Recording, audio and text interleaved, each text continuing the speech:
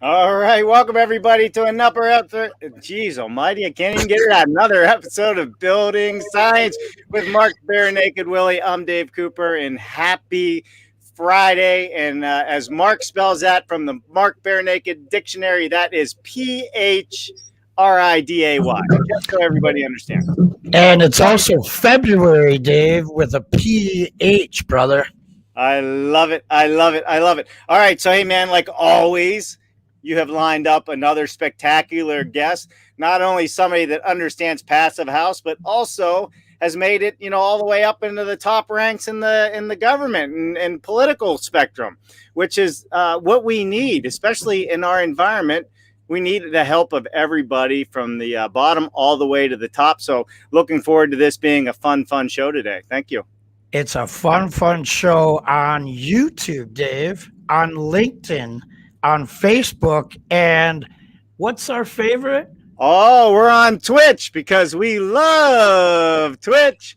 That's where all the young folks are, and we got to be where the young folks are because we need more young people in our industry. There is so much for them to do now with all the technology that's coming out.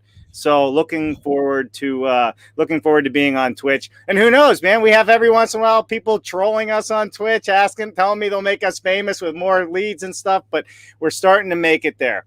All right, so Mark, let's kind of hop into what we have going on today. I got somebody in the fish tank there. We got Chris Ballard. Should we bring them into this lovely Yep. day? I'm ready, Dave. I'm all set, brother. Love it. Hey, where's he at? I can't even see the man. Good morning, guys. How you doing? How are you, buddy? I'm fantastic. I thought I would just try to change my background for you guys today to show a bit of an iconic building that Mr. Ballard may talk about today. I love it. I mean, is that solar panels across the top front of it? You know what? These are solar hot water heaters back from 1977. This is technically the first passive house in Canada. And Mr. Ballard actually is speaking to the builder, Mr. Harold Orr, next Wednesday on his building conversations, and a bit of an iconic building. And we talk about passive house. You got to know the Saskatchewan Conservation House.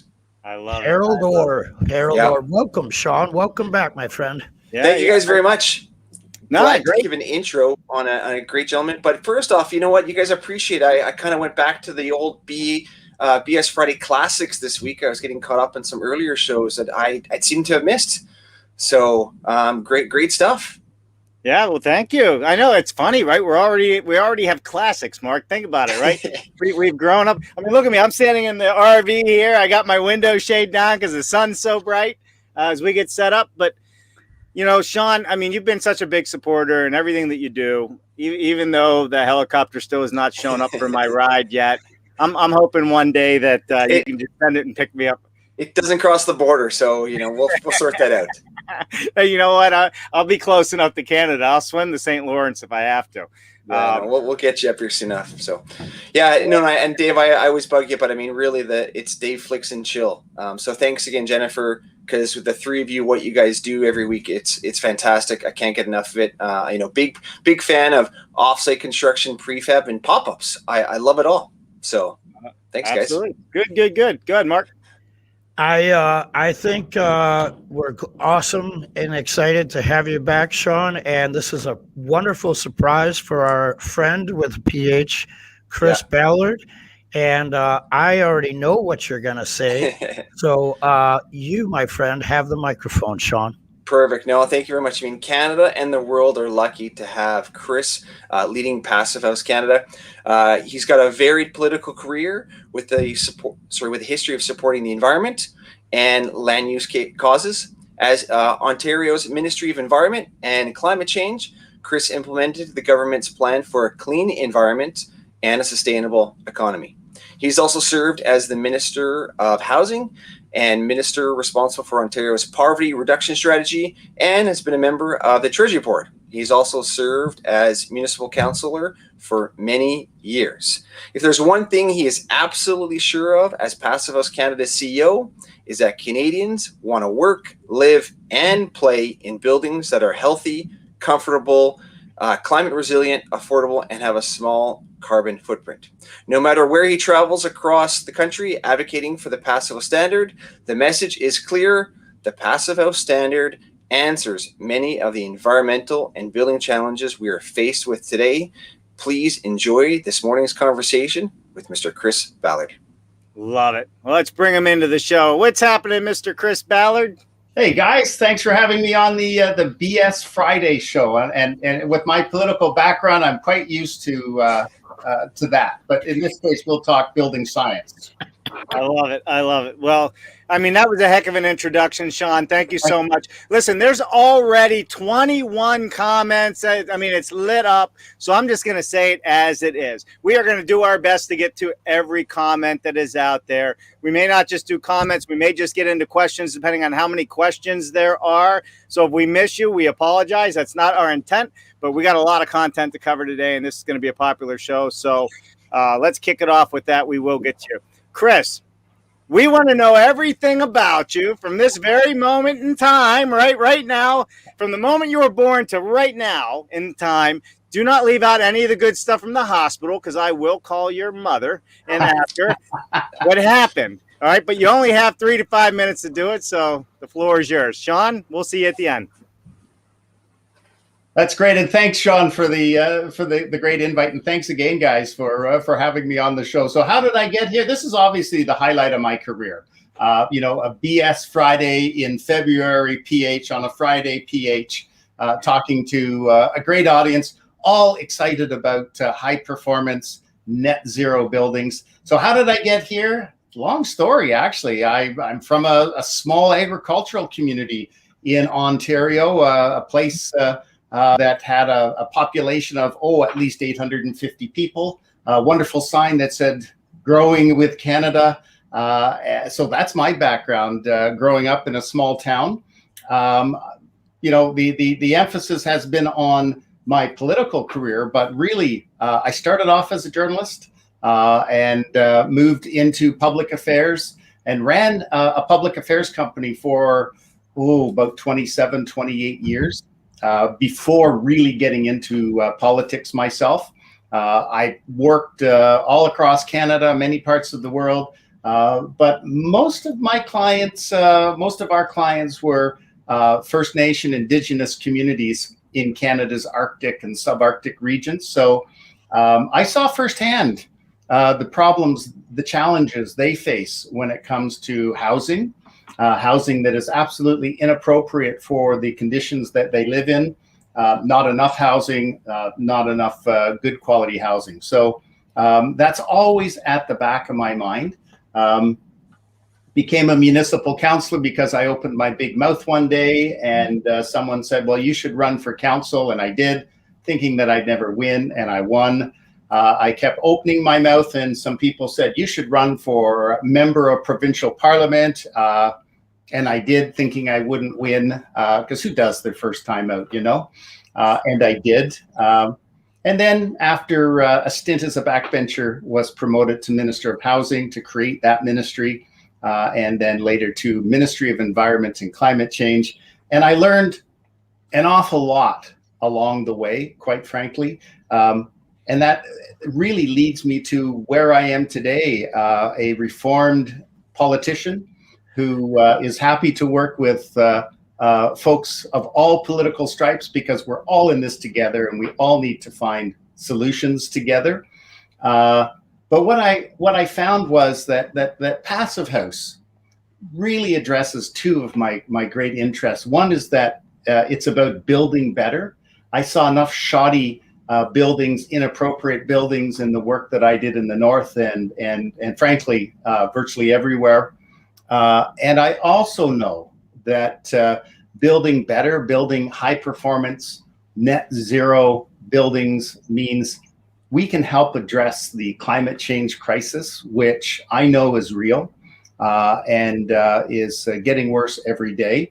So I was all too happy when Passive House Canada called me and said, hey, would you be interested in talking about a role as CEO?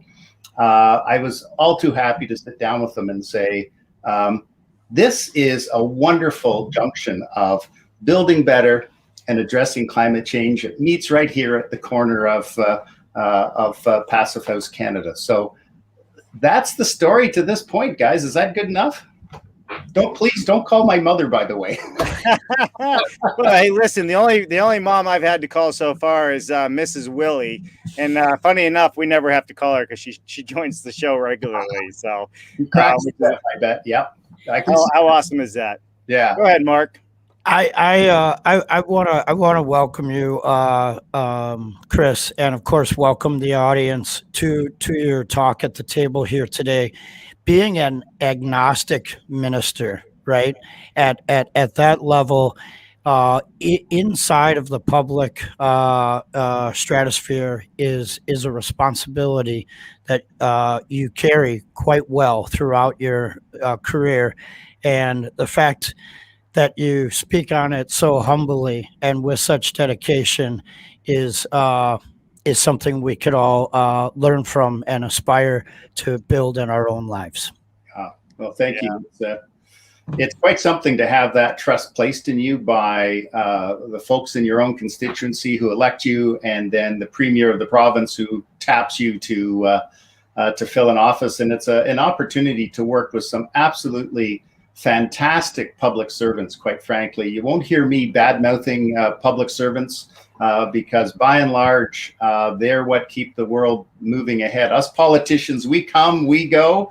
The bureaucracy is forever. Civil servants is forever. And it was a great opportunity to work with community leaders, great folks in the ministry, and some really great politicians from all the parties here in Ontario.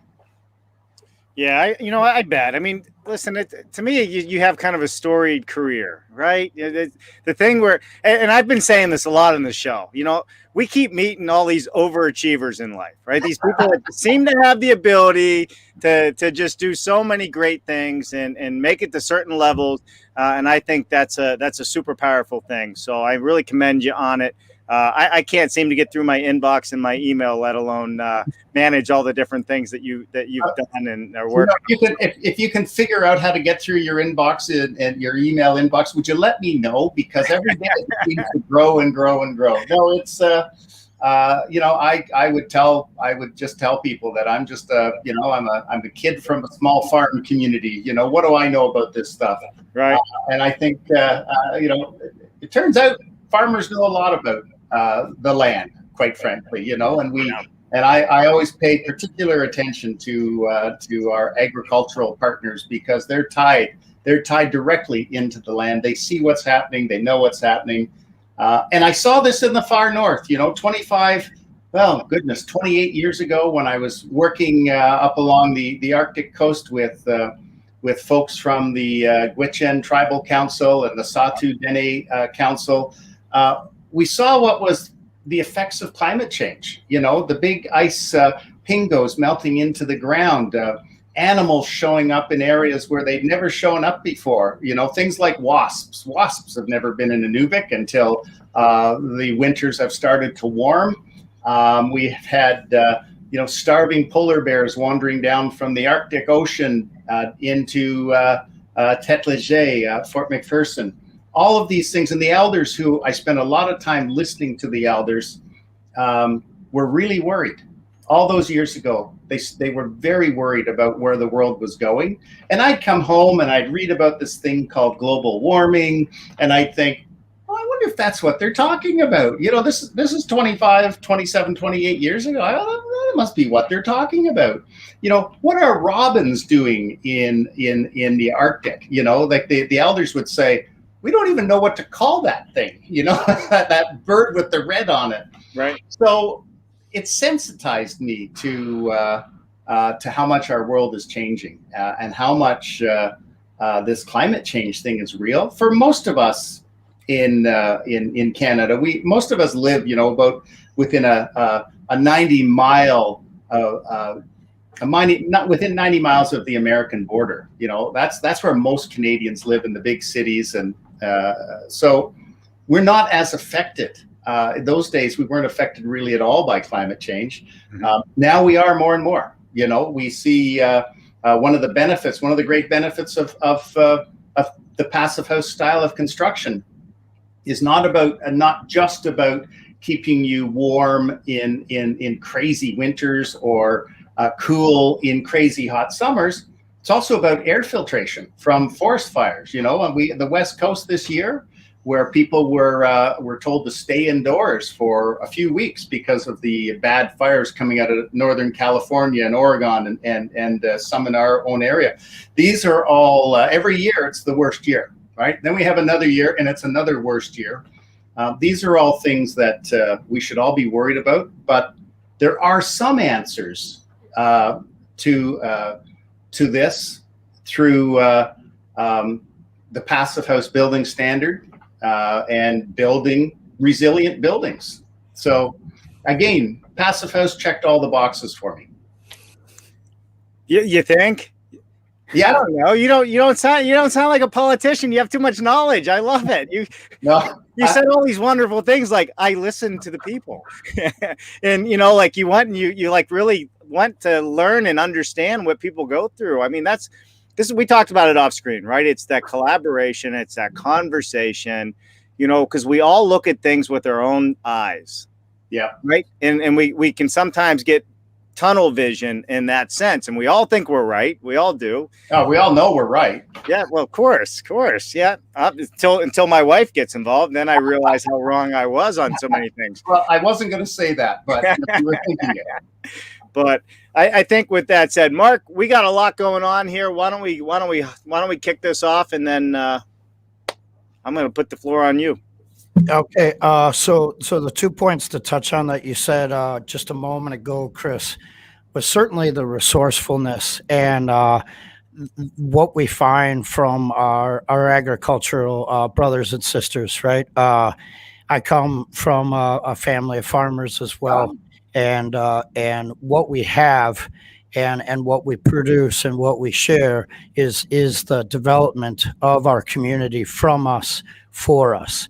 So I loved that point, and I also love the fact of listening to the elders and what they were experiencing was a new life and stories that they didn't have anything to relate to.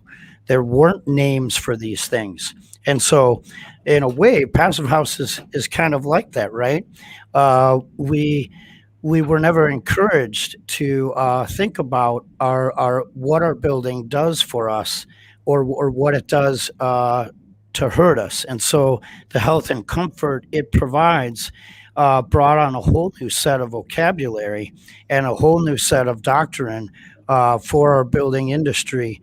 So I think let's plunge into, Chris, the health and comfort factor that we provide our community and the residents in our community through the building science principles and the third-party options of Passive House. Mm-hmm.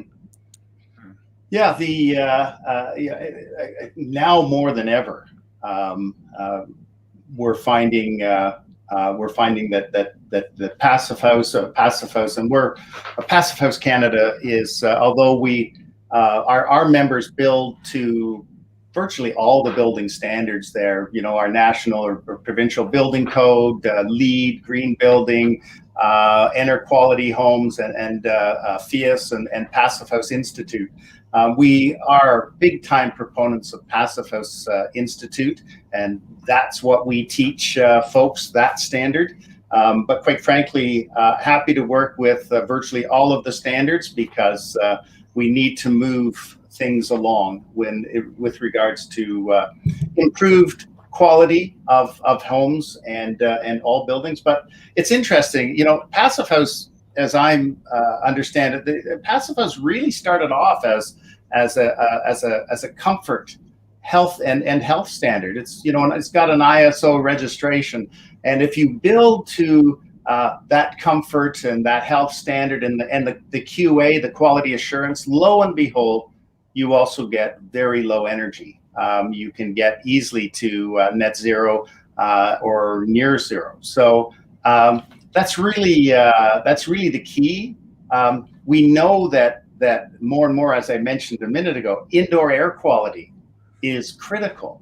And I'm not going to stand here or sit here and tell you that, if you live or work in a Passive House building, you won't get COVID-19, for example. But there's lots of research out there to show that A passive house does a great job at maintaining really good indoor air quality, whether it be through MERV 13 filtration or maintaining really good humidity, so that our sinuses don't dry out, which provides really ready access for viruses. Through to air exchange. It's surprising. It's really actually one of the things that I found shocking was just how easily carbon dioxide builds up when you have a few people in your house, even if it's not a passive house. For me, the Passive House Institute standard addresses all of that, addresses that really good indoor air quality. It addresses a healthier living and working environment. So it's no surprise that where Passive House Institute standards have been used for a number of years, notably Europe, that schools and hospitals and commercial space are all being built to the Passive House standard. It simply makes sense. And it also shows to me in Canada, one of the greatest uptake of Passive House Institute green build or new build and retrofit is with affordable housing, where we really need to make sure people have a quality home to live in, that they're not dealing with mold issues, and they can really start to build a good life and go on to do some good things. It's so well needed to be said and to be echoed, right? Susan Rowley called us out a few weeks ago in her discussion, and she made the point that while all our discussions and all of our science and all of our practices and trainings are about our buildings, they're not about our buildings. They're about people. Absolutely. And I so love it because we all know it, and that is our heart, that is our practice. But a lot of times we get so wrapped up in our industry and our technical that we need to go back to not just hugging trees, but hugging one another. Well, I've not yet actually hugged a tree, other than if I was climbing it to get away from a bear or something like that. But you're absolutely right. And believe it or not, Susan Rowley is in the audience. So we're going to get to those comments and questions in a moment. But Chris, you know what? Indoor air quality, right? The occupants, that live in these homes, whether it's a first-time home buyer or somebody that's on their third or fourth house ownership, right? It's all the same. I think it's kind of like being healthy and having access to healthcare and medicine, right? Nobody should suffer, not have treatments that they need, no matter how it comes about. And I think housing's starting to be looked at in the same way, especially with what's been happening with COVID out there. And I do believe that, if companies, like Mark, you just said, if companies were to actually look at the occupants versus the wallet and where we can cut costs, and look at the occupants, because I think it would turn, maybe I'm wrong on this, financially, they would probably be more profitable by making people healthier in their homes. Like I think the two go hand in hand, because I think people are asking for it, and people will pay for what they want if they know they need it, right? And that's my whole camera's slipping down here. But that's the whole thing. I think that what you said, and I know I'm kind of talking circles here, but getting the corporations and the companies and the people that make products to talk about the people, just like a lot of other industries do. The pharmaceutical company, I say this all the time, doesn't go to the doctor and say, prescribe this. They go to the consumer and say, you need this, go ask your doctor. People need to understand what they need. And I think then the suppliers will come about. I don't know if I said that right. I felt like I was, but you guys can figure it out. It's so in depth, right? There's no way to sum it up, Dave. So you think about an athlete, and we talk about performance, and then you think about the medical world, and we talk about prescription. Right. So there's different brains that adapt to both of those. And in the world of semantics, we have to realize that half the audience hears us, and half the audience perhaps is against us. So how do we open that door and say, You need to hear performance. You need to hear prescriptive. Mm-hmm. Well, you do that through standards like this that offer both pathways. Right. Because as we know, code is a minimum, and we Absolutely. don't go out looking for cars that have the worst gas mileage or are going to fall as they drive down the road. We go for performance. Right. And so that's the passive house world. And I would like to jump into some questions, Dave, because Yep. we're a half an hour into the I know. show. Nothing new here, Chris. If we don't run behind, then it's just not like us. That's what we do. All right. Hey, what's happening, Susan Raleigh? Yay. Louise, good morning. I think We're gonna Chris knows Louise, don't you, Chris? Yeah. I bumped into him a few times, you know. Love it. Hey, it's always. Hey, listen. You know who your friends are if they actually show up on this show. So the other thing, Dave, I want to say is, to me, sharing is everything because the word gets out from people. And Luis and I get a chance to engage a few times a week on different platforms. And I said, hey, brother, do you mind sharing that Chris is going to be speaking on behalf of the industry and Passive House Canada? And he goes, do you not see my feed, Mark? I've already shared, and I'm going to share some more. And those are the things that we need to acknowledge. We need to recognize, and we need to inspire others to do it, because without the voice of choice, you have the ladder, and I'm not accepting that from anybody any day. I didn't have my soapbox ready. You got to let me know when you're getting your soapbox out, Mark. All right. Hey, what's happening, Al? Mark, build small casistas. Willie, good day, Mark. We said hi to Louise and Susan. I'm going to try and scroll down here to some people. Dave Robinson, good afternoon from Newmarket. Ontario. Hey, what is happening, Dave? Thank you for joining us today. How are the Chinooks in Newmarket, Dave? But what was Dave out shoveling snow? Because Newmarket is just up the road from where I live. Well, see, he got it done just in time, didn't he? Got it done. I hope his back is in better shape than mine after shoveling the wet snow. I love it. All right, we got Andrew Sealy, G-Pods with us. Going to be strong ending to another great week. Nice shades, Mark Build. Mark Bare Naked Willie. That's easier for me to say. Harvey Minuk. Hey, Louise, buddy, how's goes it? I love it. I love it. Now, I know there's some questions down Harvey is the king of questions, Dave. Harvey is the king of questions. I'm waiting for Henry Mickelberg and some of our friends from over the pond to drop some doozies on Chris's plate. I love it. Listen, I have to tell you, they may be above my pay scale. So if I can do the political thing and talk for a minute and say absolutely nothing, or I can just tell you that I don't know. Someone in the audience will. You know what, Chris? After this Q&A, let's have you give a political response that is saying absolutely nothing, so our audience can have a taste of that, because they're used to thinking, not emotion driven, and so this would be a flip flop. That's right. Asking questions with questions. I need to learn how to do some of that. Right. All right. Let's get into this here. All right. Harvey says, Chris, how goes the marketing with the feds regarding 2030 for a nationwide perspective? Very good question. There are a number of bumps in the road. What's going on in Canada right now, just for a bit of background, is the provinces, the territories, the federal government are sitting down at the big table to try and work out a harmonized building code that all the provinces and territories can adopt.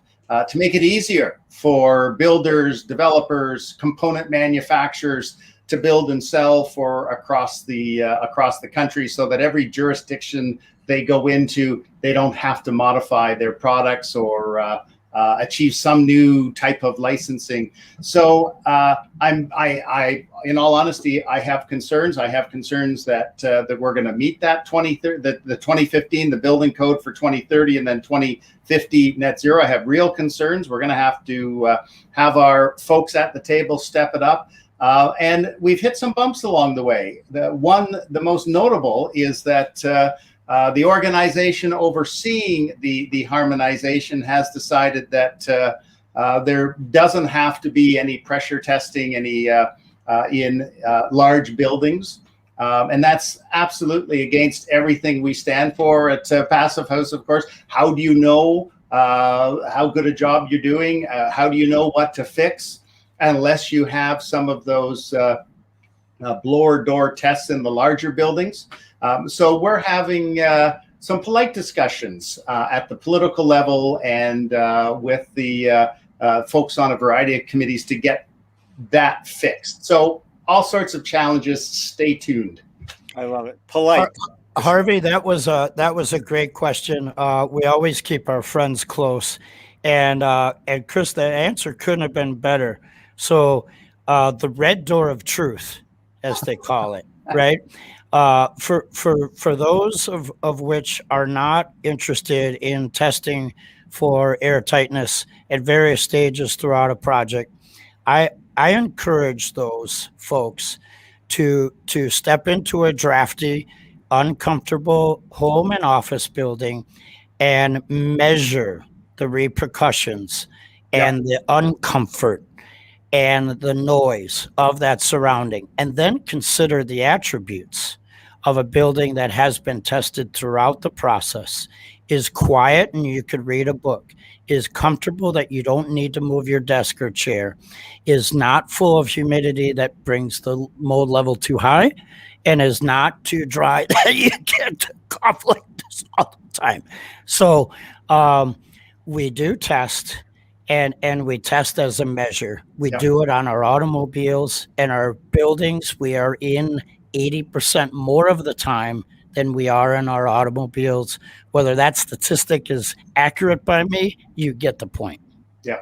Absolutely. But Mark, this is a great idea for trade shows. We should build a non-passive house and a passive house and have a winter trade show, put all the same equipment in both of them, right, for heating and cooling, and set it, and then actually physically show people, play some music outside too, because we also know it helps with sound, and actually let people go and experience. And maybe you guys have already done this, but my simple mind says if you haven't, we need to. So on a simple scale, relating to what you just said there, Dave, as well as what Chris said, and the hesitancy to test for air exchanges, actually all we need to do is make a 6-sided box, and a 6-sided box that's air sealed and insulated versus a 6-sided box that's built to code, regardless of our ventilation standards, right? Regardless of whether you get your windows from Europe, this, that, or the other, you have a 6-sided box compared to a 6-sided sealed and insulated box, code to pH level. That alone was called the Icebox Challenge. Oh, Sean did that. A demonstration that traveled. It was replicated. It's encouraged to be replicated. Mm-hmm. And I know for a fact it will be replicated again. Because of the Passive House Accelerator, it may take on a new name to reignite, to reaccelerate. But that box is a small scale example of our building and our commercial buildings. And our commercial buildings, folks, are easier in many cases to attain a Passive House standard. And we're not after the standard. We're after the verification that the residents, people, are healthier and comfortable because of our checklists. Absolutely. I'm going to put a plug in for the blower door test. And Sean mentioned a great Canadian engineer by the name of Harold Orr, who I'll be talking to next Wednesday. And Harold is actually the inventor of the blower door test. He's been acknowledged by PHI as one of the grandfathers of the modern Passive House building standard. So much of what he and his team were doing in Canada in the 70s in response to the OPEC oil embargo that frightened a number of folks, because how do you heat your house in the depth of winter if the oil's being curtailed? And so they turned to smart people like Harold to apply all of the technology all of the technology to build that house and or build that technology. And Harold, Harold wishes he had $1 for every blower door test. I'm sure he wishes he had $1 for every blower door test that has taken place across the country. And so it's there's so much that was actually Harold's master's thesis about how do you test for airtightness. Professor challenged him, and he went away as a young man and worked with some other bright people to come back and actually figure out from the Canadian context how to do it. I love it. These machines that he developed are iconic, and while yes, he wasn't awarded $1 for each blower door made, or a nickel for every blower door test that's happened. Instead, he's kind of like Bill Hayward. What he's done is he's allowed other people to save hundreds of thousands of dollars in hospital bills and uncomfortable dwellings. He gave it to the platform, and then folks like Energy Conservatory and Retro Tech, of course, that's their mission in life, is to produce those units today. But the ones from Harold, and everyone, please join Chris this coming week. If you haven't heard or met or listened to a story of Harold, this is a monumental opportunity with Chris sitting down at the table with Harold. And one might say that he's the godfather of funk, right? Funk with a PH. Susan Rowley knows what I'm talking about, because the blower doors, that answers whether your building is funky or it is fizzled. Got it. All right, listen, let's keep rocking and rolling through these comments and questions. I did miss. We got Joel Hutchins. Happy BS Friday. What's happening, Joel? I have to say, I just put it together with Harvey Munich when he said, I have a Twitch for PH. Twitch as in Twitch. Got it. I caught on. I'm a little slow today. Moving down the line here, let's go and see. Mark, why don't you take this? Oh, guess who we have in the house? We had Zenon on our show not too long ago with WZMH Architects out of Canada. He says this is a great show. Dave Cooper has an amazing show, and so with Mark Bare Naked Willie on this show. Go ahead, Mark, take that one. Thank you, Chris. So what is the true difference between R2000 and Passive House? Question mark. R2000 developed back in the 70s. Is Passive House much more advanced? Would love to hear your thoughts. Chris Ballard. Well, listen, that's one of those questions where I'm going to say that's above my pay scale to get into the nitty gritty of the differences between R2000 and Passive House.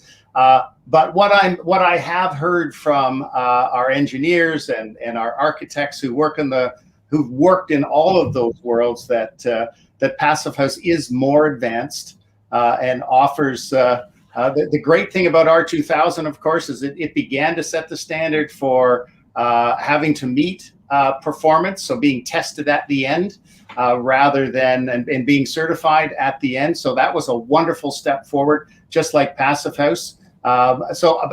Literally all I can say is that I am told by our experts that it is that Passive House is more sophisticated, as you would envision. You know, the 70s to the early 2000s. A lot of things changed in terms of building, our understanding of building physics, building science. So one would expect better standards.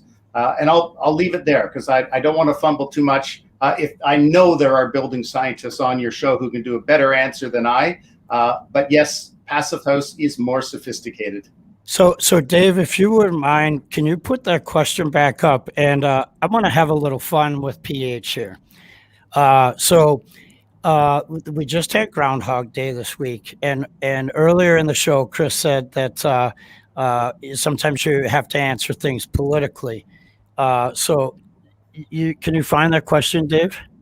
What I'm gonna try and do here is I'm gonna try to answer this politically, and the other thing, Chris, is sometimes on the show you have things like acronyms and certification standards like the R2000s that many people haven't heard about. So I'm going to answer this from that platform.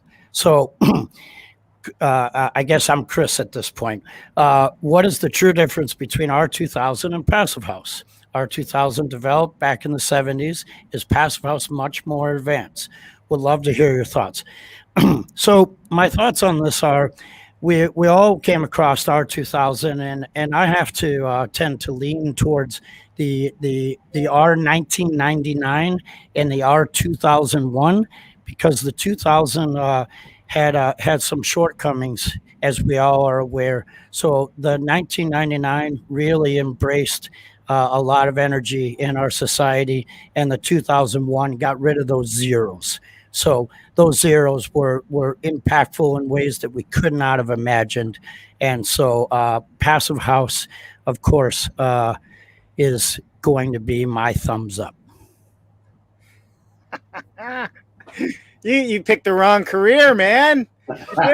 Listen, I have not seen anybody in politics with a beard like yours yet. I mean, this is it. This is your calling card. This is how you make your mark. You got. I think. What was that, Chris? You got my vote.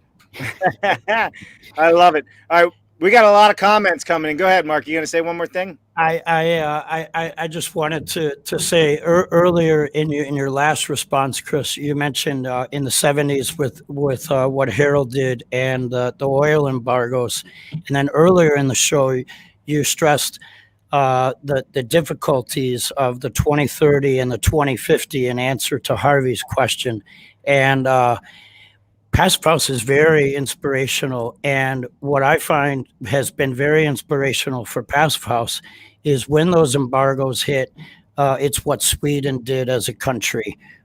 Unanimously as a country, they kicked it forward. And so the synergies to what Canada's doing now, we know that it has been done. It's not like there's a befuddling if it can. And so having one standard is going to be pleasing to so many folks. And I encourage, with a capital E and exclamation mark to infinity, that all municipalities look to what has been done with the STEP code, look to the fact that this inclusive code, where we're not having little intricate nuances, will allow for scale, will allow for production versus arguments. So I think with that, let's get into the next topic. Then we're going to come back to questions. And Susan, I'll start with you. And thank you so much. Susan put a Q in front of the question. We've been doing that on some of the other shows. It helps it stand out so I can just find it, because I mean they're pouring comments, or there's a whole sidebar conversation going on in this, Chris. So I got to dig through all the mumbo jumbo to get to the meat of the potatoes here. All right, but with that said, Chris, let's talk about the successes that you have found in Canada, right? Canada really has had a lot of great successes. Mark mentioned one, being the STEP code and adopting some of the things that you guys have adopted. How, as a politician, so let's talk about you, Canada, and then there's the United States, who hasn't adopted so many of these codes. Why did you guys have this success? Because my guess is there's probably a few politicians listening on the U.S. side. In fact, I know there is. Well, I think the strengths or the differences. Let's put it that way. Maybe the difference that Canada has is that it has this effort to work provincially, territorial, and with the federal government to look at a national standard. So that's the federal government develops a national building code, and it is sort of the ground floor. Provinces adopt it, and they may tweak it themselves. Municipalities will adopt that and tweak it themselves. But there is some similarities right across the country. But the strength of Passive House and Passive House Canada really has a lot to do with the adoption of Passive House in our West Coast, in British Columbia, Vancouver especially. A lot of it goes back to the first passive house that was built in Canada was an alpine house during the Winter Olympics, that the mayor of Vancouver, who'd vowed to make Vancouver the greenest city in North America, saw this house, learned about the standards, and then started working in Vancouver and influencing the BC government in terms of the step code. So there's been really good work across the country. You know, what Vancouver has done, what BC has done with its step code has been adopted and changed and tweaked by the city of Toronto. Toronto has a green building standard that if when you get to tier 4 is ultimately a Passive House Institute standard with some additional good things attached to it. So there's really good dialogue going on across the country. Maybe maybe not the partisanship that unfortunately can hinder some conversations, and a real desire to learn. And as a country, as a national government, you know, the federal government signed on to the Paris Climate Accord. All the provinces have signed on, and municipalities have responsibility as well to reduce their climate change emissions. So there's been good buy-in from all levels of government. Now it's a matter of finding what fits. There's also, I find, an increased urgency and a growing urgency to have our politicians speed up the process and make sure they get to address climate change through building and transportation. So there's pressures on politicians and on civil servants at a variety of levels, you know, top down from the Paris Accord, bottom up from citizens who are dealing with smoky air and COVID and those kinds of things. And they all want the same thing. They want a better building to work in, to send their kids to school in, and to live in. That's you know, that's a roundabout question. Just maybe a little better cooperation. Right. Well, I mean, and where does it start? Right. That's kind of my next question on that. Where does it start? Because it seems as though, especially when it comes to government, it needs to be like the grassroots has to come from the consumer. It has to come from the millions of people that occupy these homes, not those of us that already live in a passive house or talk about passive house. Or how do we get the consumer to talk about it? How does the word get out there so we get their support to grow this idea and provide these healthier homes? Well, I you know, until recently, our focus had been on regulators, elected officials, to change building codes, to change building regulations, to be more Passive House Institute standards, and we're continuing to do that. In fact, we've redoubled our efforts there. We've hired our manager, our director of government and stakeholder relations to really work with all levels of government to educate them about high performance buildings and net zero, and help them with building policy or government policy to get there. And the second thing we've done is really redoubled our efforts to get to public, right? To get to people and talk about what it means to live, work, and play in a high performance or Passive House Institute type building. I'll tell you, the pandemic has really opened people's eyes to the need for a good quality place to live, right? Whether we live in a condominium, apartment, single family residence, people are really worried about the air that they're breathing and the environment they're living in. So it's really heightened. It's really heightened people's awareness of that. So there's so much more work we have to do here in Canada, but I can tell you the growth of the number of visits to our websites and watching where those visits are coming through, the thousands of people who are subscribing to our monthly newsletter to stay in touch with Passive House and what we're doing.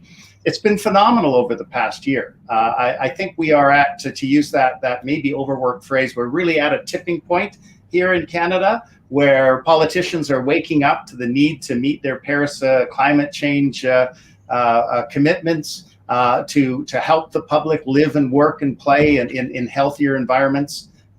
It's all come together, I think, because of the pandemic and because of climate change. So we are busy beating the drum on a variety of platforms. We haven't got on Twitch yet, though. I'm going to have to talk to my social media guy about, can we get on Twitch? And I refuse to do a passive house, dance for TikTok or something like that.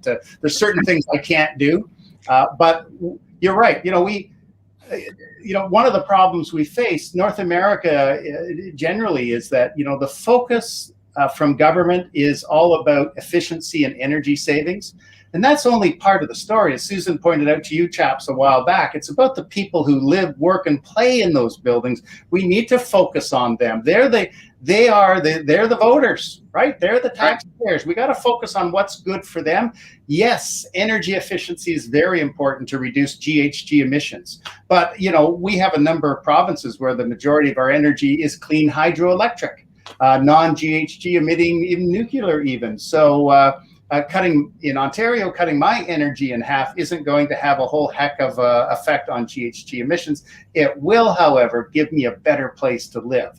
And we need to understand all of those benefits of high performance buildings, of Passive House Institute buildings, if we're to go ahead. The shortfall of focusing just on energy efficiency is that, frankly, energy is pretty darn cheap.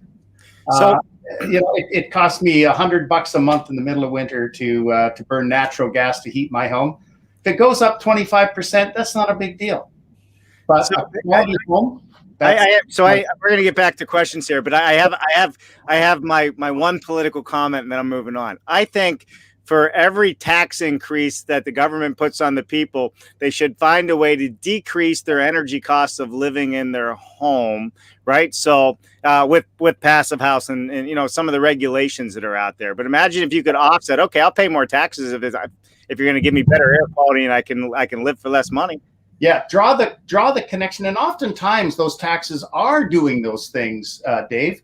But you don't draw a good enough parallel between the two of them, right? If we have clean air legislation that may increase the cost of a liter of gasoline, a gallon of gasoline, we don't explain why we're doing that. Like, politicians don't necessarily, or if they do, people aren't hearing it. So we have to draw those parallels. We have to connect the dots much better. Dave, while you pull up the questions, I'll add my final thought to that is I hope that the pH standard comes aboard quickly in Canada, so that all the provinces up there can make those states here in the U.S. be jealous, because we know that jealousy causes people to get off their butts. So if you want to be a leader, the best thing you could do is emulate other leaders and surround yourself with those kind of leaders. So keep on leading, Canada. Yeah, for sure. And we're coming up on you. That's it, man. Tell an American you're second, and that just doesn't go well, right? That's why on our offsite shows, when we show European manufacturers and stuff, we get these huge turnouts because everybody's trying to figure out, right? So there are people doing it better. All right. Listen, Chris, we're at 56 minutes already, and we're not even halfway through. So on some of these upcoming questions, because I don't know how far down they go, let's speed round as many answers as we can, because we definitely want to get into our next topic before you have to run. I don't know what kind of time crunch you're on, so you just let us know. All right? Good. I've got time. Perfect. All right. Susan Rowley gets the award for making it the easiest to find the question by putting a Q in front of it. We don't really have anything to send you, but Mark maybe has a T-Stud mug that he can pass off to you when he sees you one of these days soon. All right. Can Chris talk about addressing the existing building stock to reach Canada's carbon targets? Well, Susan hits it out of the park, quite frankly, because North America, Canada is not going to hit its climate change emission targets if it only focuses on new buildings.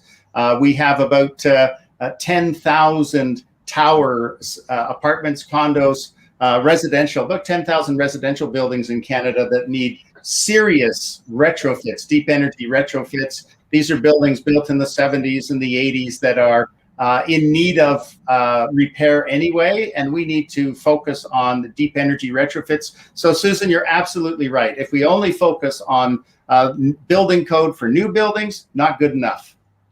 All right. Appreciate it. Appreciate it. All right. Coming back. We lost my Bare Naked Willie, but we're going to keep rocking and rolling here. Moving forward. All right. Here we go. Chris from Harvey. He says, Chris, can you discuss your own personal experiences with Passive House, specifically your own home, please?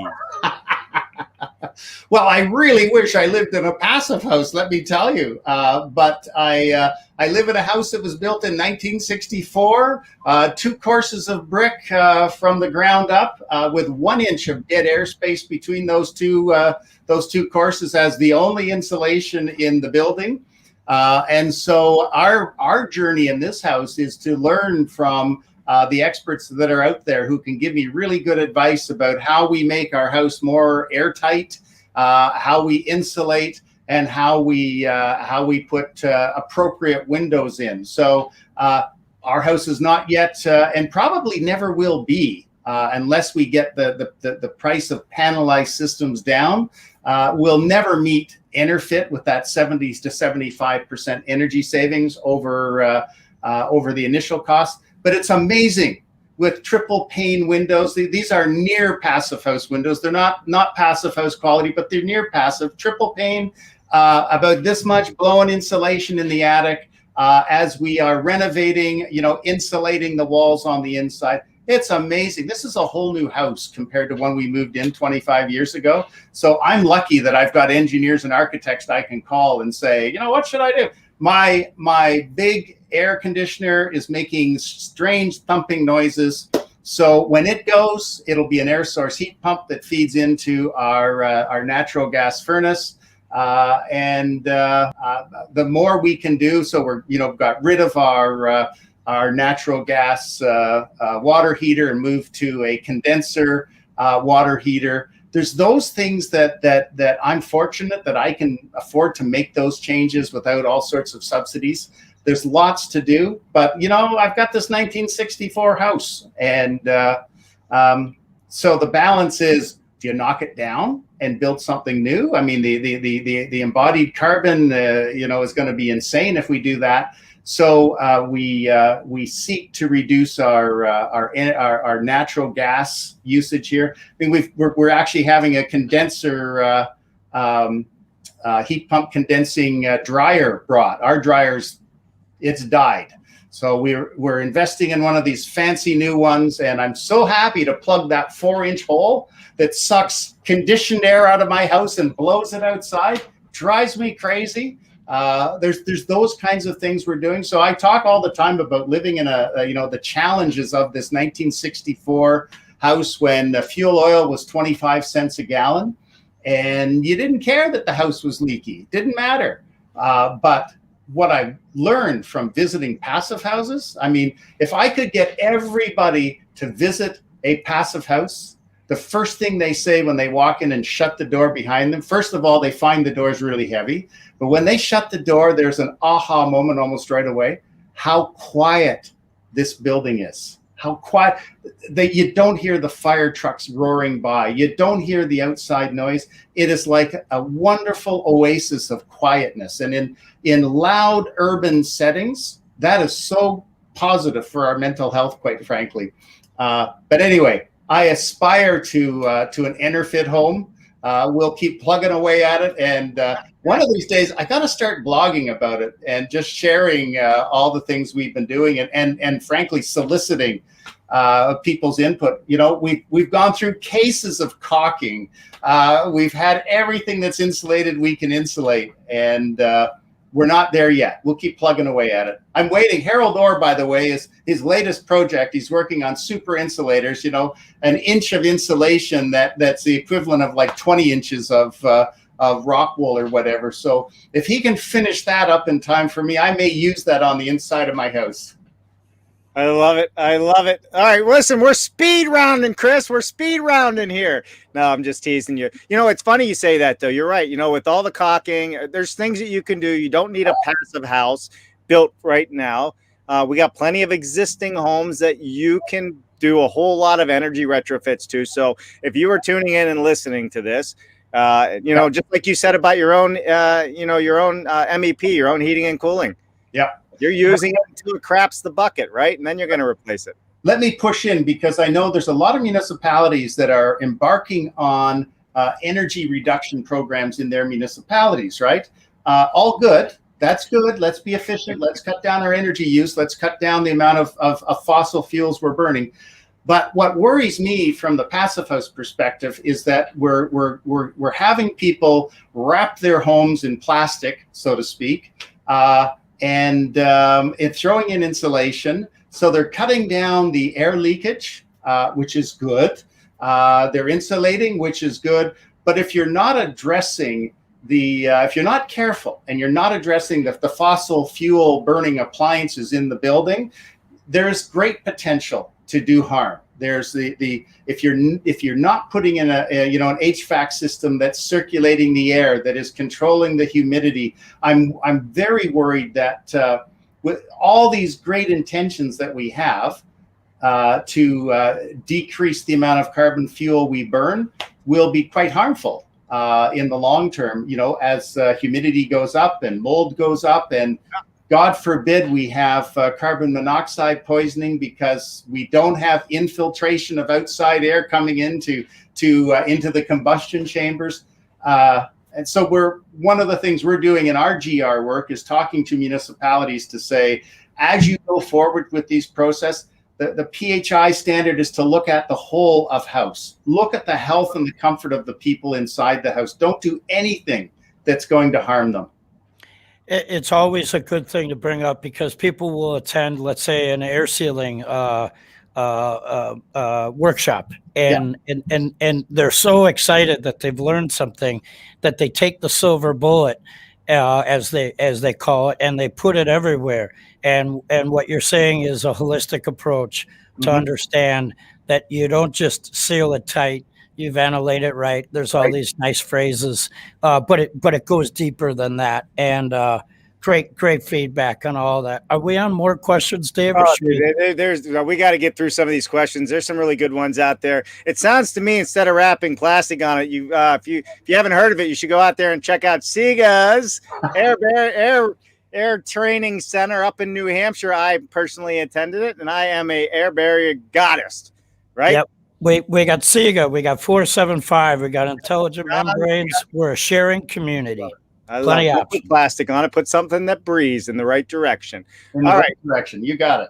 All right, here we go. Mark, go ahead. Read this one out. Okay, Tony. Awesome. Love the pharmaceutical analogy on taking the message direct to the end user. Thoughts on how PH could get a Super Bowl ad? In all seriousness, though, in addition to this great podcast, how do we get the message to the masses? Well, Tony's a good friend. He's the president of Passive House Alliance Chicago. We've been around for 11 years. I'm on the board with him there. And the well building standard just released their commercial using a whole bunch of Hollywood people, and it will be out on the Super Bowl. I didn't even know football was on. It should be football with a PH, for crying out loud.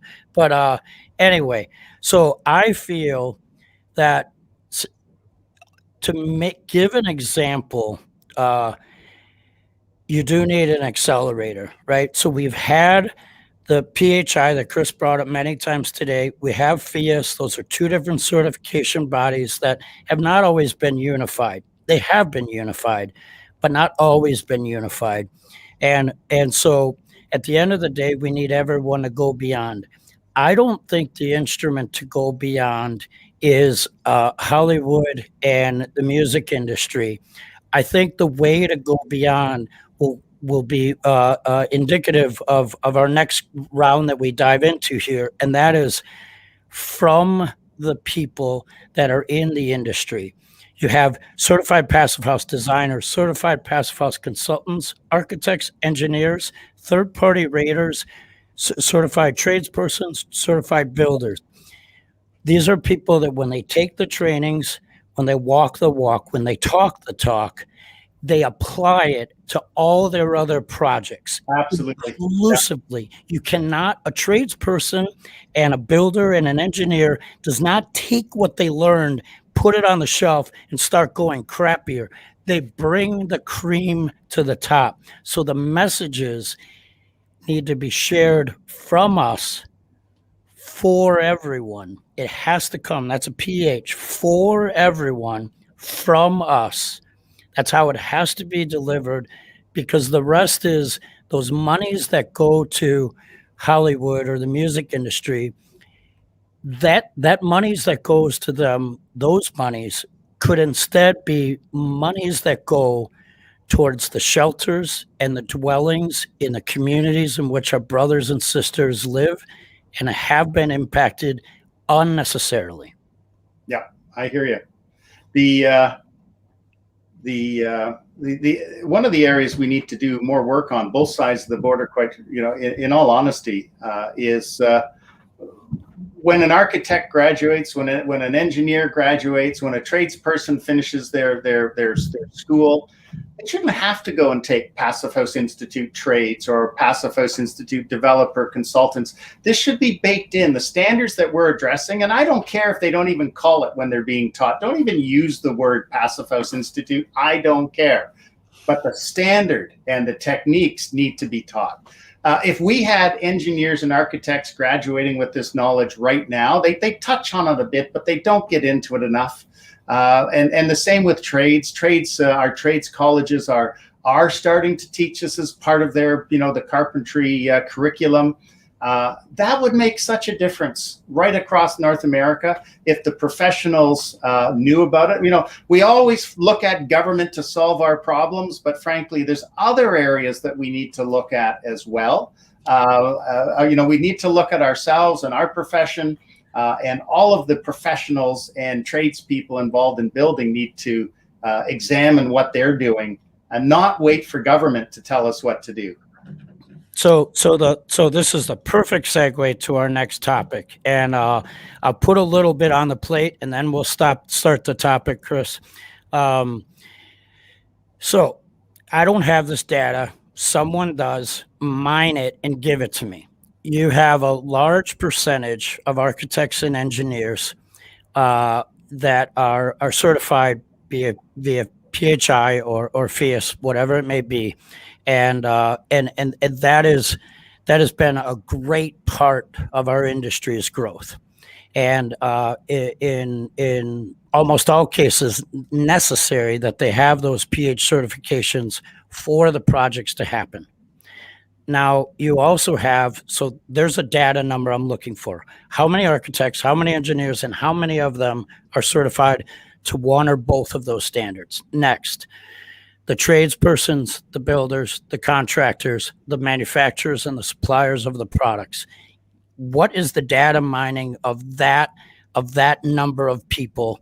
And now tell me why those trainings aren't necessary for the projects, because if all those folks are trained, that is such a large number that we won't need to be talking about a PH standard, because craftsmanship will dictate it. So on that basis, I gave the data mining. That's for our audience to get back to us. But what people may not know is Chris's father had a trade. Mm-hmm. Right. And I grew up in the trade. So I have much respect to your father. Chris's father had a trade, and you had opportunities to work in those trades, and his career over his life changed. And I feel that the trades are a large quantity of what makes and saves our buildings. And you have personal experience on this. And this is one of the main topics I wanted to hit today. Thanks for everyone that's held on for this nugget, as well as all the added nuggets. Chris, go for it, brother. Oh my gosh, you asked a lot of questions. I wish I knew the percentage of certified Passive House Institute designer consultants to those in the profession. I know I can honestly say here in Canada we're educating thousands in our courses. I look forward to the day, though, that and I, any of the team members from Passive House Canada listening in won't be shocked because we talk about this. What a wonderful day it will be when we don't need Passive House Canada anymore, that our standards are baked into federal, provincial, and municipal building codes, that component manufacturers, of course, they're building to Passive House standards. It's the National Building Code tells them that's now the minimum. So when Passive House Institute standards become the minimum, that will be an exceptionally happy day. And those of us who work at Passive House Canada can go find something else to advocate for. I don't know. I was worried there that maybe you, in fact, did call my mother. When you were talking about my father, I shared with Mark earlier on that my dad was an aerospace machinist. He built all sorts of airplanes. Even the famous Avro Aero. Had a small machine shop in the garage, and he repaired tractor parts for our neighbors, and tried to teach me how to use the lathe, the real basic lathe he had.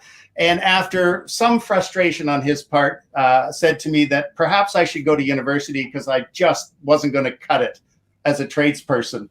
And I found that insulting, actually. So that's things were kind of reversed because the world has changed, and now everyone thinks they need to go to university. When I would, with my own children, have said there's the trades a very honorable path, very creative path, and you can do some wonderful things and have a wonderful career in the trades. It wasn't for me, unfortunately. Apparently, I've been born with 10 thumbs, my father said. So I just so admire people who can work with their hands. I jokingly tell people we have the Professional Engineers Association of Ontario, and the York Region chapter made me an honorary member of the POA. And they did that probably because I kept coming out to their dinners and congratulating them and sitting through the whole dinner. But the caveat was I was not allowed to design anything more complex than a doghouse. And before my dog occupied the building, they wanted to come and sign off on it. So that tells you a little bit about what I can do. But it doesn't mean I don't try. And I keep trying with my house. And that's what it's all about. So, Mark, I don't think I answered half your questions there. But the importance of trade training is it can't be underestimated. And I'm always astonished at how fast tradespeople pick up the Passive House. Our trades training is like 3 days long, and a designer consultant is many, many, many hours long. So a seasoned framer or carpenter will walk into our course and they'll a bit leery about what is this tree hugging stuff, this green stuff, and about an hour into it, they'll look at each other and go, "Is that all? That's all it is?" The other thing you talked about that's so important is the first trades course I monitored a year ago now. I sat beside a couple of pretty burly, rough framers who are used to framing in this kind of weather, snow and sleet, etc. And I always spend time saying to people in these courses, "So why are you here? Did the boss tell you had to come? Is it, are you here so you can keep your job? Whatever." But these two guys said to me in no uncertain terms, and I will edit the statements because this is a family show. But they looked at me, and one of them said, "We're tired of building crap." And, they worked for a track home builder. They're throwing up, 200 homes a year or whatever. And they were just tired of building to a standard. And they wanted something better. They'd done some investigation. They'd heard that Passive House was the way of the future. And so they came to take some trades courses. I'm sure they went back and they're probably still building primarily, tract houses built to code. But I know they're building them better than they were before. And I love it when these guys recognize high performance buildings, net zero buildings as the standard to which they aspire. They get it. I want to toot my own horn there, Chris. There's a background on me that you may not know, and Tomas O'Leary, I'm sure, is a gentleman that you know. Him and Jerry from Integra were integral in making the net zero standard part of Ireland. And my relation to Tomas O'Leary is when he first came to North America to deliver the German PHI tradesperson course. I was blessed to be able to be a part of that program, and monumental change in my life right then and there. And it's just as you said, when you experience it, you already say, is that it? Yeah. Right? Because it's not hard work. It's smart work. Yeah. We like to say, and I stole this phrase from someone, I don't know who, but I'll claim it as my own. It's not rocket science. It is building science, but it's not rocket science. You know, I've said that to Elon Musk. If only he'd read my LinkedIn post. It's not rocket science, Elon. It is building science. He's offering $100 million award for great technology to reduce climate change emissions. And frankly, I think mass timber combined with Passive House Institute standards should win the 100 million. Chris, that's what's funny is you put that post on LinkedIn this week about Elon. I did as well. It's so funny when people outside of the industry, you know, Google and the likes, and they're like, oh, we're going to come into construction. We're going to do all this. And we sit back and smile and we say, we got it. Yeah. We don't have to look for the solutions anymore. Yeah. Please. We already got it. So I have a challenge for our audience. Find the post that Chris or I did, and Susan, you have this, and Sean, you have this. Find the interview coming up next week with Harold Orr, and everyone I know, all of our friends with a PH, tag Elon, tag Tesla. Tony, you asked how to get it out there. If people are Googling Elon and Tesla, well, here we are, building science, mass timber, offsite construction, soapbox it, Dave. That's what we got for you folks. Tag those folks and let them know that the solutions are here and we ain't stopping. Brilliant.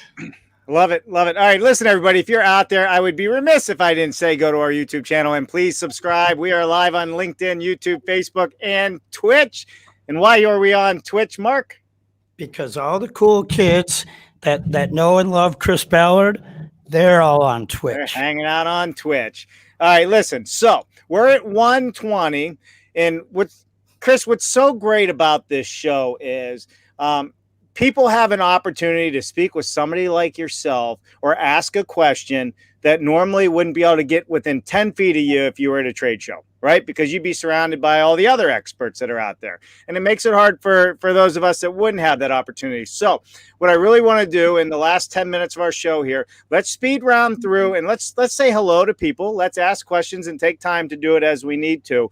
But I really want to give some shout outs. So Al's joining us, Mark. Al, Tunisu, what's happening, Al? Well said, Mark, he says. Al's a genius. Thank you, Al. So I don't want to butcher your name, Kanav. If I got it wrong, I apologize. Hi, Chris. Where do you see the future of Enterfit standards in Canada as it pertains to existing buildings? And I just want to allude to Susan Raleigh had a similar question about building stock. So go for it. No, Enterfit is the way, right? And this is there's so many things happening with Enterfit, especially with our affordable social housing entities across the country are adopting Enterfit to retrofit their buildings. We're working with great groups like the Tower Renewal Partnership to bring Enterfit standards to their owners. So you'll see an announcement shortly about an exciting development where we're bringing everybody together to talk about a national retrofit standard and to talk about Enterfit standard that, you know, it's nice in Canada. We talk 20-25% better. We need through Enterfit to be talking 60, 70, 75% energy efficiency improvements and a better quality interior.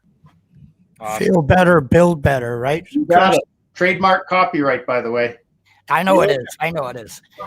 I love it. I love it. All right, let's keep moving. All right, Susan Raleigh had the next question here. Could Chris talk about the challenges in moving the city of Toronto to more quickly head to Tier 4 of the Toronto Green Standards? TGS. Go for it. Oh, in simple terms, we have to educate the politicians, the councillors, and we have to make sure that all of the Toronto City staff know about their own standard and the version 2 that they're working on. We've just spent about a year and a half delivering a course on the Toronto Green Standard with the Atmospheric Fund, Passive House Canada, and the City of Toronto, delivering a program about what they have. And I'm still astonished that I run into a lot of people who work for the city who don't know everything they should know about the Toronto Green Standard. So we've got to educate the councillors. We've got to do more to educate the staff, and then we can really go to town on the public. More bike racks, Susan. More bike racks. Susan's getting the award for the most posts today. Zenon, Susan, Louise. There's a lot of them out there. Hey, look who's joining us. Christy Mesa. Hey, what's happening, Christy? I hope you are well. Thanks for joining us. It's not a question, more of a comment on where you can find more about the energy step code. But I just wanted to give her a hello. Yeah, so thank you. That one gets 2 thumbs up for me. The BC step code has led the way. So Christy knows what 2 thumbs up means on the show, and that's not what he's referring to, Christy. The BCIT is incredible. It's interesting that Vancouver and British Columbia have different standards, and so we've learned from the impact of that, both positive and difficult. But Christy was on our show. She is dedicated to the industry, from trainings to the blower door testing and the compartmental testing that you brought up earlier. So bless your heart for all you do, Christy. Love it. Grant Watkins, how about implementing mandating a HERS rating for homes is the question. Yes. Yes. I love it when it could be a one-word answer. Absolutely. Yeah. It also hides the fact I'm not an expert. How about that too? That's what I will also defer to others who can explain the ramifications, but anything to improve the standard. My favorite passive house answer, of course, Chris, is it depends. See, you're in politics, man. You're a natural. All right, Chris, Mark, can you teach the PH stance for air tightness? TikTok, Chris, there's your first TikTok right there. I see a TikTok challenge, Mark. I think that's interesting. Harvey, as I often say, let's put a pin in that, and let's circle back, brother. Well said, my friend. Right. Chrissy asks why more builders have not embraced PH. I think it's a combination of fear of the unknown. It's uncertain. We changing how we build, even though it's not rocket science. Changing how we do things is always difficult, and that's why that's where government needs to show leadership and really move the marketplace transformation. So it's not that builders are anti-environment or anti-better quality indoor air quality, but if they don't know how, if they're worried about how to do it, it's going to cost them a lot of money. It's going to bankrupt them, et cetera, et cetera. That, in my mind, that's the biggest negative I come up against. Just fear of the unknown. Well, it's a great thing about this show and the Passive House community at large. I've never met a group of professionals who are more sharing. I had a great conversation with a company yesterday that did a big Enterfit of some social housing in Canada. The most important thing, they don't want to toot their own horn to talk about the certification of this building and how it's Passive House certified. What they want to do is teach about the things that went wrong. They don't want anyone else to make those mistakes, right? And that's what we have to do. We have to help builders get over that hurdle, get past that fear. So Chris, you mentioned fear a couple times in that statement, and I'm blessed to have had candid discussions over time with both Katrin and Wolfgang. As we all know, they're marvelous people. 100%. And the part that they said that I like to deliver is Passive House is often introduced by the architect, by the CPHC or designer or engineer. When that comes to a tradesperson without all the details, it looks like a cost or a burden. So when it's delivered in that manner, it isn't fun, it is fear. So when we deliver it from the tradespeople to the tradespeople, from construction talk rather than from tech talk, we have a different listening, right? I know how my staff performs when the architect walks on the scene, just like how the building inspector walks on the scene. All of a sudden, everyone's hungry, has to make a phone call, or needs to use the bathroom, right? Yeah. And then it becomes a ghost town. And I'm the only one sitting there learning the insight. So be careful on what is said and how it's said. When we deliver a message, we deliver it from us, for us, by us. Absolutely. All right. Two last comments coming up. One question. Ben Brown, when do you feel pH minimums be commonplace? 2030, 2035? Oh, I'm going to be the optimist and say we're shooting for 2030. Perfect. All right. And Harvey Minnick put a reminder up here. It looks like Chris to do the T3+1 announcement. And after this, folks, we are going to end the show. It's been an hour and a half. And listen, we will get back to answering questions. I'm sure Mark will follow up. And Chris, if you could follow up on some of the following questions or comments that we missed, that would be great as well. Go ahead. Dave, you take all the hard ones, though, okay? I'll tell you. Yeah, you don't have to worry about that. I guarantee they'll get one-word answers. Thumbs up. That's my answer. All right, Chris, the T3+1 announcement. Is there an announcement or is that an inside joke? I'm not too sure what Harvey is referring to. Well, is that tier 3 homes or tier 3 buildings? I'm not too sure. Actually, Chris, maybe it's a Terminator reference about Schwarzenegger. And there's the guy that needs to unite us all. He's the guy who brought cap and trade to North America. Yeah. Right? They demonstrated that Republicans and Democrats can agree on certain things. So when we tag Elon and Tesla, tag Arnold Schwarzenegger, him and Chris have shaken hands. He realized the power of Chris Ballard when they shook hands, and beautiful thing, brother. Listen, hey, this is a question. We will come back to you here, Bob, but I wanted to acknowledge you. Thank you for joining us from YouTube. We've had a couple of YouTube comments. So what building type would that be for retrofit? If we're looking at passive house, focusing on most difficult structures to retrofit and solve for what building type would that be? And then we're going to close it out. I think existing buildings. That's the building type. Yeah, exactly. And well, I would even take it one step further, Mark. We need to focus on multi-residential, the MURBs, right? We will not, if we Enterfitted every single family residence in Canada, we'd go broke and we wouldn't move us far enough along. We need to get at those 10,000 towers right across this country and Enterfit them all. So that is, and it's an easier thing to do. It's not an engineering difficulty to do those buildings. What is difficult is making sure we get buy-in from the owners and that we have the component manufacturers ready to go.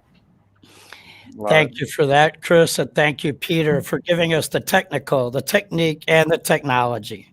Love it. All right, everybody, that's all we have time for today. But listen, thank you so much for tuning in to BS Friday. Chris Ballard, you are absolutely amazing. Don't go anywhere. We'll come right back to you after the outro. For the rest of you, I will be seeing you tomorrow morning at 9 a.m. with Coffee with Dave. We are already back in Pittsburgh, and the road trip has begun.